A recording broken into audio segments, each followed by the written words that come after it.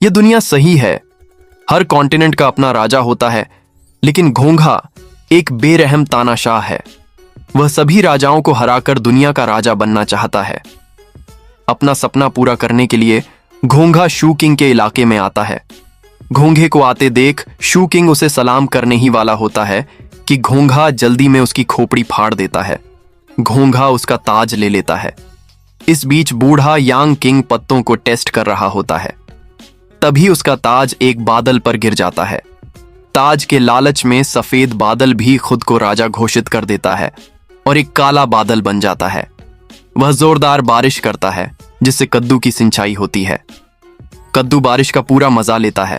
वह खुद को कद्दू का राजा घोषित करता है। अगले ही पल घोंघा आता है और उसे टुकड़े टुकड़े कर देता है और उसका ताज ट्रॉफी की तरह ले जाता है। लेकिन कद्दू का ताज जल्दी ही मुरझा जाता है और उसके अंदर से बहुत सारी मक्खियां निकलती हैं जिससे फ्लाई किंग पैदा होता है। घोंघा अपनी रेतीली आंखों से मक्खियों को 2 टुकड़ों में काट देता है। फिर घोंघा मक्खी राजा का ताज उठा लेता है। इसके तुरंत बाद दक्षिणी महाद्वीप पर 4 सींगों वाला एक सांप राजा दिखाई देता है।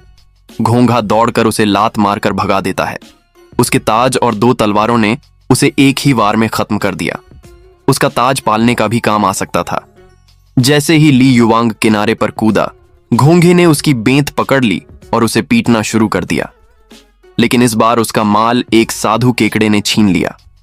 घोंघे ने दूर दूर तक जीत हासिल करने के बाद दुनिया के सबसे ताकतवर राजा ओल्ड माउंटेन किंग को देखा। घोंघे ने उससे लड़ने के लिए अपने सबसे ताकतवर योद्धा भेजे। धमाका धमाका 2 मुक्कों से भी वह नीचे नहीं गिरा।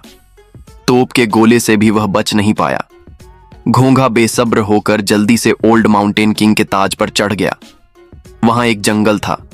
घोंघा एक फूलों की क्यारी के पास आया, लेकिन उसे यह नहीं पता था कि ये फूल मन को मोह सकते हैं।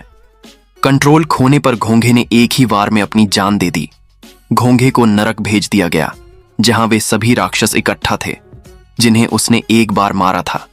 नए घोंघे को नरक के राजा ने एक दावत में बुलाया।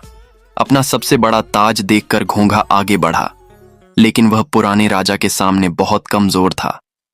घोंघा अपनी जगह पर गुस्से में था।